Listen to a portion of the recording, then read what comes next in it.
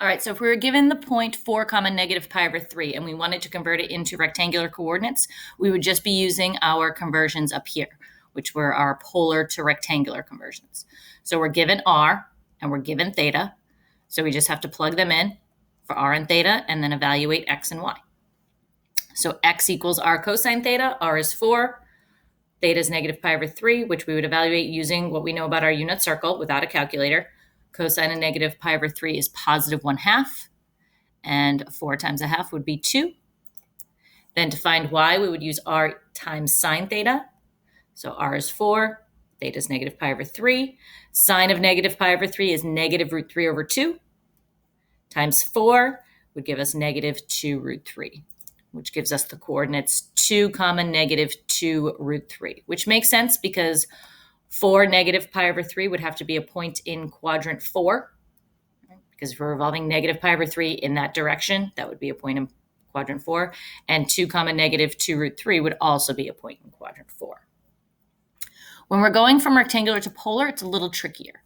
So let's say we were given the point 1 comma 1 in rectangular coordinates and we want to convert it to polar.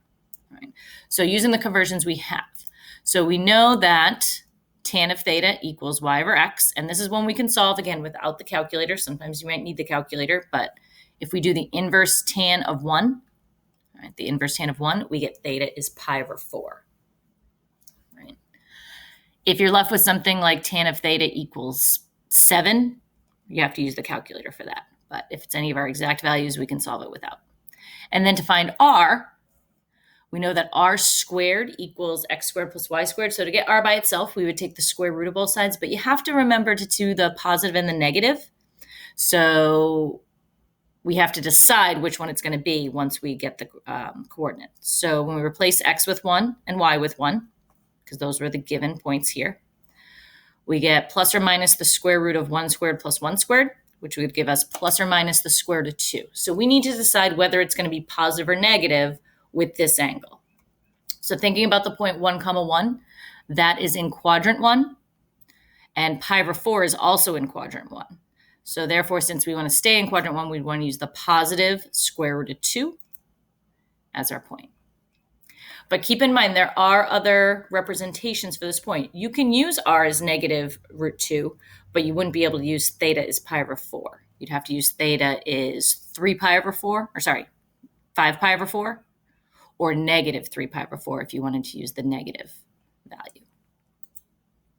All right, so here's another one. So we could use positive 5 pi over 4 and then do our negative root 2 if we wanted to. And keep in mind, there are still more representations of this same point. We're doing equations. It's a little trickier. So for this one, if we had this equation, x times y equals 7, and we wanted to convert it into a polar equation, we could use our conversions. X is r cosine theta, y is r sine theta, and then we keep our 7. And ideally, we'd like to try to get r by itself, just like we like to get y by itself in a rectangular equation. For polars, we want to get r by itself. So if we simplify this, r times r gives us r squared, and you could divide over the sine and the cosine. And then if we really wanted to get r by itself, we could do our plus or minus square root. And instead of dividing by cosine and sine, we could write it as multiplying by secant or cosecant. You could also still keep it as this fraction if you wanted as well. All right, but this would be the polar equation to this rectangular equation. And then another one, if you're given a polar equation, so r equals 2 secant theta, we want to try to be able to use any of our conversions to get x and y. So one thing you might notice is that 2 times secant theta is 2 divided by cosine. And then if you multiply cosine over, we get one of our nice conversions. So if we multiply cosine over, you get r cosine theta equals 2. And this, we are told, equals x. So the vertical line x equals 2 in rectangular coordinates is the same as this equation in polar. All right, so it's a little tricky. You just have to figure out how to use any of those 4 equations to substitute in order to get an equation that just has x or y. Where up here, if you're given x and y, you want to get an equation that just has r and theta.